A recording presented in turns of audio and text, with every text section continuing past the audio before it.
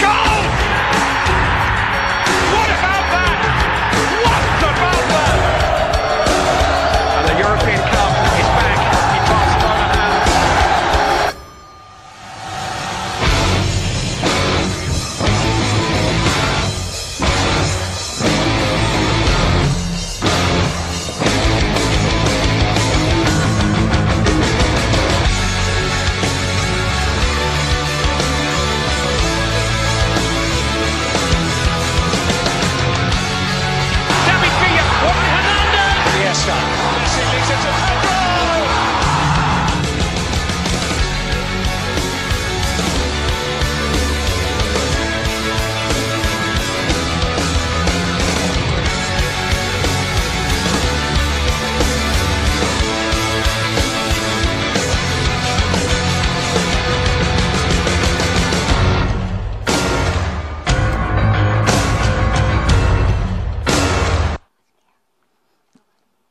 네, 여러분 그날의 감동이 느껴지시나요? 지난 5월에는 정말로 우리를 밤새 잠 못 들게 했던 챔피언스 리그의 결승전이 있었습니다. 5월 29일 지구촌을 그렇게 뜨겁게 달구던 2010-2011 UEFA 챔피언스 리그 우승컵은 FC 바르셀로나에게로 돌아갔습니다. 동영상을 보시고 아마 그때의 생각을 느끼시는 분들이 많을 것 같습니다. 메시를 포함한 바르셀로나의 공격진의 위용은 정말 대단했습니다. 이 경기에는 맨유의 우리의 박지성 선수가 선발로 출전했기 때문에 많은 분들이 밤잠을 설치면서 보셨을 것 같습니다. 저 역시 졸린 눈을 비비면서 오랫동안 봤던 기억이 있습니다. 맨유를 응원했지만 사실은 조금 아쉬웠습니다. 그렇지만 우리의 박지성 선수가 너무나 열심히 뛰었기 때문에 위로받을 수 있었던 그런 경기라고 생각합니다. 그렇지 않습니까? 언론에서 예상한 맨유와 바르셀로나의 예상 선발 라인업입니다. 본래는 최전방 공격수가 2명이었습니다. 그런데 실제 경기가 시작됐을 때는 맨유의 라인업이 보시는 것처럼 4-4-1-1로 변경됐습니다. 이것을 통해 볼 때 바르셀로나의 빠른 패싱을 위주로 하는 공격을 맨유는 일단 수비하는 자세로 스쿼드를 변경한 것으로 이해할 수 있습니다. 정말 지난 시즌에 그 훌륭한 맨유의 스쿼드조차도 위축시키는 바르셀로나의 공격력은 세계를 깜짝 놀라게 했고, 그래서 아마 지구 대표 풋볼 클럽이라는 별명이 붙을만 했습니다. 오늘 축구로부터 여러 가지 힌트를 얻기 위해서 시간을 1998년으로 돌립니다. 지금 보시는 사진은 빌바오의 구겐하임 미술관입니다. 1997년에 오픈을 했고 당시만 해도 지금 보시는 저런 형식의 곡면에 휘어져 있는 건물들이 대형으로 지어진 경험이 별로 없었습니다. 세상을 깜짝 놀라게 했기 때문에 저희 학회에서는 제1회 학술답사의 답사지로 빌바오의 구겐하임 미술관을 포함시켰습니다. 미술관 앞마당에 앉아있는 아주 귀여운 꽃강아지입니다. 너무나 많은 사람들의 사랑을 받았기 때문에 실제로 설치할 수 있는 기간보다 더 연장을 하고 아직도 앉아있습니다. 정말 귀여운 녀석이었습니다. 그리고 네르비온 강을 가로지르는 하얀 활처럼 휘어진, 더군다나 올라가 보시면 바닥에 휘어있고 유리로 되어 있고 그 경사면도 살짝 기울어져 있습니다. 아주 놀라운 경험을 했던 칼라트라바의 작품입니다. 눈치채셨겠지만 지하철 입구입니다. 건축가들이 무슨 지하철 입구를 답사를 해야 되지? 이렇게 생각하실 수 있습니다. 하지만 당시에 세계적인 하이테크 건축가였던 노만 포스터는 과감하게 메트로 디자인을 했었고, 당시 저희는 이곳을 그래서 답사 대상으로 삼았습니다. 그렇지만 아쉽게도 내부 사진은 갖고 있지 못합니다. 당시에 촬영이 금지였습니다. 지금은 어떤지 한번 다시 가보면 촬영하고 싶은 생각이 많이 있습니다. 당시 빌바오의 변화되는 모습을 보여줄 수 있는 그런 사진입니다. 하얗고 반짝이는 멋진 건물이 가운데 있지만 그 주변은 여전히 물류기지로 사용되고 있는 그런 모습을 갖고 있습니다. 지금 보신 몇 개의 사례를 답사하고 저희는 아주 가까이에 있는 산세바스찬이라는 정말로 아름다운 휴양 도시로 갑니다. 보시는 그림은 대서양의 쪽빛 바다와 그리고 자연과 바다와 하나가 되어버린 칠리다의 조각 작품입니다. 바로 뒤편으로는 정말 아름다운 해변입니다. 물론 사진이 살짝 흐리기 때문에 자세히 못 보시겠지만 저희는 안타깝게도 긴 바지에 해를 가리는 긴 팔에 카메라를 메고 어슬렁 사진을 찍으면서 다녔습니다. 아마 생각하기에 해변에서 해수욕을 즐기던 분들은 정말 특이한 사람들 왔다, 이렇게 아마 생각을 했을 것 같습니다.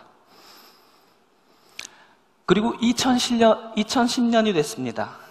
테크플러스 포럼의 살기 좋은 지역 만들기 분과 포럼을 위해서 어떤 공간이 좋은 공간인가를 고민했습니다. 그리고 다시 빌바오를 검토했습니다. 빌바오는 여전히 주목을 받고 있었고 그 주목받고 있는 이유가 정말로 궁금했습니다. 그래서 빌바오의 여러 가지 대표적인 이미지들을 연차별로 정리했습니다. 그래도 여전히 풀리지 않는 숙제가 하나 남더군요. 그래서 그것을 찾기 위한 여러 가지 검토와 생각을 한 끝에 결국은 지금 오늘 보시는 저의 복장처럼 축구의 스쿼드로부터 그 힌트를 얻게 됩니다. 축구의 스쿼드로 분석한 빌바오의 모습입니다. 1980년대에는 해양관광 그리고 피카소의 게르니카, 나머지 건물들은 대부분 산업도시로서의 이미지를 갖고 있는 모습을 보실 수 있습니다. 1998년 당시에는 빌바오 구겐하임 미술관과 하얀 다리와 같은 저러한 시설들로 문화적인 이미지로 바뀌어가고 있는 단계였습니다. 2011년 현재는 당시보다 훨씬 더 좋은 그런 문화적인 스쿼드를 갖게 됩니다. 주거지역 쌍둥이 타워를 설계한 아라타 유서작가의 작품, 빌바오 공항 칼라트라바가 있고요. 이런 시설들로 빌바오는 점점점 훌륭한 문화시설을 갖춥니다. 게다가 앞으로 지어지게 될 빌바오에는 장 누벨, 리차드 로저스, 자하 디더 같은 세계적인 건축가들의 작품이 들어섭니다. 그렇습니다. 빌바오가 지금까지 주목을 받았던 이유는 지역만의 독특한 스쿼드를 갖고 있기 때문이었습니다. 살고 싶은 지역 만들기 포럼은 지난 6개월간 총 7차에 걸친 회의를 통해서 이루어졌습니다. 정말 수많은 지역을 살펴보았습니다. 그리고 엄청나게 많은 요인들을 검토했습니다. 이러한 노력의 결과 우리에게 아주 잘 어울리는 몇 가지의 아이디어를 찾아낼 수 있었습니다. 바로 살고 싶은 지역을 위한 6가지 요인입니다. 디자인, 문화, 기술, 자연, 산업, 추진 방법. 그리고 그 첫 번째로 디자인에 관해서 알아보겠습니다. 첫 번째 목적지는 좀 전에 보여드렸던 스페인의 빌바오입니다. 유럽의 서쪽 대서양과 가까운 곳에 위치한 인구 35만의 도시입니다. 구겐하임 미술관 등으로부터 시작한 빌바오의 도시 디자인은 정말 창의적인 도시 디자인이라고 말할 수 있습니다. 과거 산업도시로서 이미지를 벗고 그것도 과감하게 벗어버리고 아무도 예측하지 못한 새로운 도시의 이미지를 만들어냈기 때문에 정말 창의적인 도시 디자인이라고 말할 수 있습니다. 두 번째는 기술에 관해서 알아보겠습니다. 가까이 독일의 프라이부르크로 가보시겠습니다. 프라이부르크는 인구가 22만 명이고 오래된 아름다운 성당도 있고 또 좋은 현대적인 문화 인프라도 갖추고 있습니다. 그러나 오늘날의 프라이부르크를 얘기할 때 많은 분들은 친환경 기술의 도시로 얘기하고 있습니다. 태양을 따라 회전하는 주택인 헬리오트롭입니다. 지붕 위에 설치하는 태양열 집열판의 모습도 참 다양합니다. 동그란 집열판, 그리고 기존 지붕에 설치하는 형식, 경사진 지붕처럼 만드는 이런 다양한 형식의 태양열 기술들이 프라이부르크에 적용되고 있습니다. 이제 프라이부르크는 지속 가능한 개발, 녹색 기술을 활용한 녹색 기술을 이용해서 독일의 환경 수도가 되었고, 아마도 신재생 에너지와 같은 친환경 기술을 얘기할 때 프라이부르크는 떼어놓을 수 없는 도시가 되었다고 생각을 합니다. 다음은 문화에 대해서 살펴보겠습니다.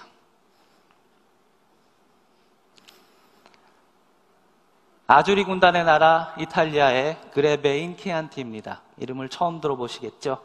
와인으로 유명한 토스카나 지역에 위치하고 있습니다. 역사와 문화가 남아있고 아름다운 자연이 함께하는 포도와 올리브가 주 산업인 인구가 1200명밖에 되지 않는 작은 마을입니다. 도시를 걷고 숙성된 와인을 마시고 밤에도 낭만이 있는, 그리고 인스턴트 음식이 없는 정말 상큼한 레몬과 같은 도시입니다. 이렇게 작은 마을이 세계적인 주목을 받게 된 것은 바로 문화 블렌딩에 있습니다. 그레베인 치안티는 그들이 가지고 있는 역사 자원과 문화를 잘 활용해서 지금 드디어 세계에서 주목받는 지역으로 성장을 했습니다. 아마 문화로 먹고 살고 있기 때문에 문화 브랜딩이라는 말 대신 문화 브레드라고 해도 괜찮겠다는 생각을 해봅니다. 네 번째는 자연에 관해서 알아보겠습니다. 알프스의 나라 스위스로 가십니다. 잘 알고 계시는 스위스의 제네바입니다. 제네바는 공원도시라고 불릴 만큼 정말 아름다운 자연을 갖고 있습니다. 아름다운 호수, 그리고 호화롭진 않지만 머스라는 건물이 있습니다. 호숫가에서 게임도 하고 제네바의 상징인 제타 분수를 보실 수 있습니다. 또 20여 개국의 국제기구가 설치되어 있는 국제적인 도시입니다. 그런데 이렇게 아름다운 제네바의 모습이 원래부터 그랬던 것은 아닙니다. 2차 대전 이후 너무도 오염된 레만 호수를 살리기 위해서 제네바는 20년간 120곳의 폐수처리 시설을 설치했고 석유 의존도를 낮추기 위한 노력을 지속적으로 진행했습니다. 결국 호수의 풍광을 위한 규제를 했습니다. 그래서 이러한 규제의 결과가 참으로 아름답게 나타났습니다. 그렇지 않습니까? 그래서 제네바의 규제는 자연을 위한 아름다운 규제라고 불릴만 합니다. 자연을 위한 아름다운 규제, 결국은 제네바의 경쟁력이 되었습니다. 다섯 번째는 산업에 관해서입니다. 우선 그 첫 번째 도시로 일본의 도요타시로 갑니다. 도요타 자동차의 도시 맞습니다. 외견상의 모습은 일본의 여느 도시와 비슷합니다. 인구는 약 40만 명이고 기업은 학교와 문화시설, 병원 등을 지어서 사회에 기여합니다. 그리고 대학과 연구소와 함께하는 자동차 클러스터 도시입니다. 그리고 두 번째로 너무나 잘 알려지고 유명한 미국의 실리콘밸리입니다. 이곳은 벤처기업의 요람이고 그리고 동시에 벤처기업의 무덤입니다. 실리콘밸리는 미국 경제 성장의 원동력이고 또 최대 규모의 산업단지입니다. 보신 것처럼 실리콘밸리와 도요타시의 성공의 비결은 특화 산업의 집적을 통한 일자리 창출에 있다고 할 수 있습니다. 자, 이제 마지막 여섯 번째입니다. 추진 방법에 관해서 알아보겠습니다. 미국의 시애틀로 북쪽으로 이동하십니다. 시애틀은 톰 행크스 주연의 영화로 우리에게 굉장히 친숙한 도시이고 지금은 스타벅스 1호점이 있는 도시이기 때문에 커피를 좋아하시는 분들이 꼭 한번 가보고 싶은 그런 도시로 되어 있습니다. 해안가의 멋진 스카이라인과 그리고 아름다운 야경, 살기 좋은 도시를 만들기 위해서 시애틀은 지역민이 참여하고 소통할 수 있는 도시계획의 유기적인 시스템을 갖고 있습니다. 그렇습니다. 살고 싶은 지역을 만들기 위한 추진 과정은 소통과 협력의 정책 계획이 되어야 합니다. 자, 이제 긴 여행을 마치고 귀국길에 오르고 계십니다. 그런데 여러분 혹시 이런 생각 들지 않으세요? 지금 제가 설명을 한 이 좋은 6가지의 요인을 적용하면 정말 성공할 수 있을까? 그런 생각을 가지시게 될 겁니다.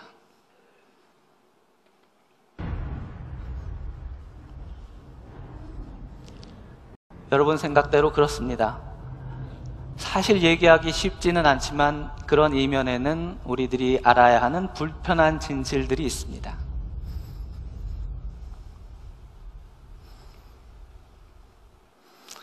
도시 파산 사례로 언급되고 있는 일본의 유바레시, 그리고 현재 미국의 100여 개의 도시가 끔찍한 파산을 눈앞에 두고 있다는 소식도 있고, 안타깝게도 우리의 지자체 중에 태백, 인천, 시흥시 등이 워크아웃의 위기에 있다고 합니다. 그러면 이런 시행착오를 줄이기 위한 방법이 무엇이 있을까요? 많은 방법이 있겠습니다만 우선 전략적 스쿼드를 구축하십시오. 전략적 스쿼드의 예로는 역시 빌바오를 소개해 드릴 수 있겠습니다. 빌바오의 전략적 스쿼드의 핵심은 바로 스타 건축가 스쿼드에 있습니다. 프랭 게리, 노만 포스터, 그리고 앞으로 지어질 장 누벨, 또 자하디드, 이런 분들은 듣기만 해도 작품이 하나쯤 우리 도시에 있었으면 하는 그런 거장들입니다. 그런데 빌바오에 건물을 지어 놓으신 그런 작가들은 거의 대부분 건축의 노벨상이라고 하는 프리츠커상을 받은 분들입니다. 빌바오에 정말 대단한 스타 건축가 스쿼드를 구축한 것이라고 볼 수 있습니다.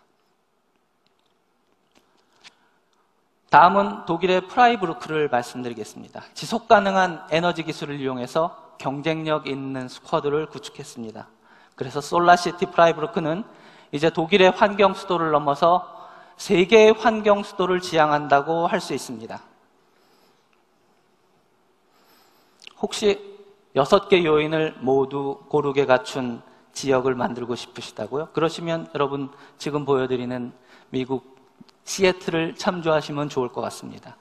자연, 추진 방법, 산업, 그리고 문화, 기술, 디자인, 고른 스쿼드를 갖추고 있는 도시입니다. 그리고 여러분, 스쿼드 말고 또 하나 중요한 것이 있습니다. 어떤 것일까요? 그렇습니다. 창조적 리그를 만드는 것입니다. 이미 잘 아시는 브라질의 꾸리찌바는 꿈의 도시로 알려져 있고, 저비용, 재활용, 그리고 단순 개발을 통해서 생태도시라는 새로운 장을 열고 그 리그의 리딩 시티가 됩니다. 이탈리아 소지역에서 이루어진 슬로시티 운동 역시 같은 맥락으로 설명드릴 수 있습니다. 런던이 그 지역보다 앞서서 슬로시티를 할 수 있을까요? 그렇지 않을 겁니다.